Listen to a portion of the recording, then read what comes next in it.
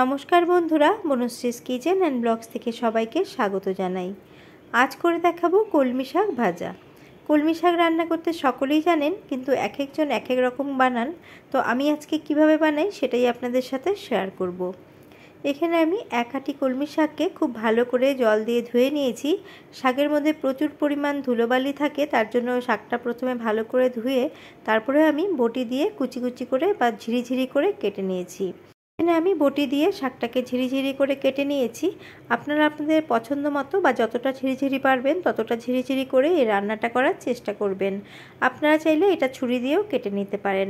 এক আঁটি শাককে আমি এইভাবে ঝিরিঝিরি করে কেটে নিয়েছি। শাক ভাজা বানানোর জন্য এখানে আমি পেঁয়াজ কুচি নিয়ে নিয়েছি।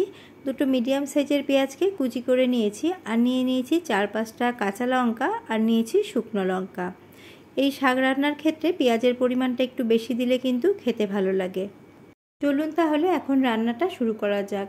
রান্না করার জন্য ওভেনে একটা কড়া বসিয়ে দিয়েছি। কড়া গরম হয়ে গেছে। এখন আমি তেল ছাড়া শাকগুলোকে এই কড়ার মধ্যে দিয়ে দিচ্ছি। শাকের মধ্যে এখন আমি কোনো নুনের ব্যবহার করিনি। নুন দিলেই শাক থেকে জল ছাড়বে আর শাকটা হরহরে হয়ে যাবে। মিডিয়াম ফ্লেম করে শাকটাকে অনবরত নাড়াচাড়া করতে করতেই কিন্তু শাকটা মজে আসবে। শাকগুলো যাতে দলা পাকিয়ে না যায় তার জন্য আমি একটা বড় কড়া ব্যবহার করেছি, আর একটু ছড়িয়ে ছড়িয়ে এইভাবে শাকগুলোকে আমি মজিয়ে নিচ্ছি। এইভাবে কিন্তু শাকটা রান্না করলে খেতে খুবই ভালো হয়, আর শাকটা একদমই হরহরে হবে না।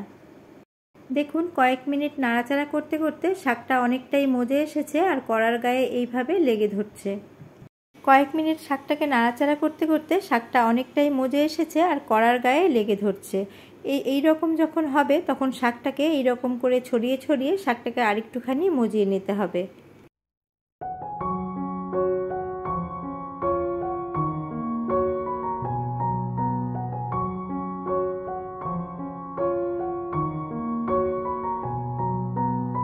আশা করি আপনারা বুঝতে পেরেছেন শাকটাকে কতটা মজাতে হবে। দেখুন, কড়ার নিচে কিন্তু বারবার করে এইভাবে ধরে যাচ্ছে, আর খুন্তির সাহায্যে একটু ছাড়িয়ে দিচ্ছি, আর ছাড়িয়ে দিয়ে একটুখানি ছড়িয়ে ছড়িয়ে দিচ্ছি যাতে শাকটা দলা পাকিয়ে না যায়।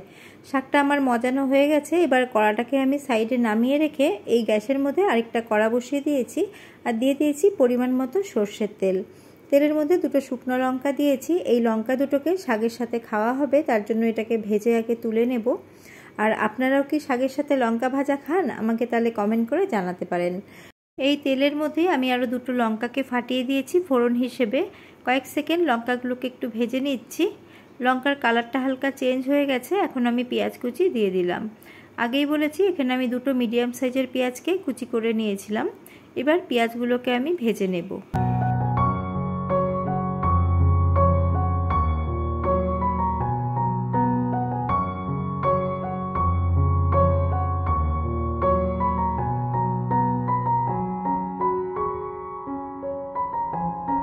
পেঁয়াজ হালকা মজে এসেছে। এখন আমি 4-5টা চেরা কাঁচা লঙ্কা দিয়ে ভালো করে পেঁয়াজটা আবারও ভেজে নেব।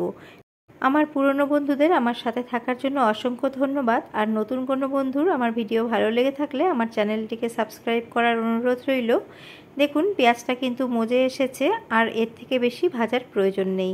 এবার যে মজিয়ে রাখা শাকটা আমি রেখেছিলাম সাইডে, সেই শাকটা পেঁয়াজের মধ্যে দিয়ে আবারও ভালো করে পেঁয়াজের সাথে মিশিয়ে দেব।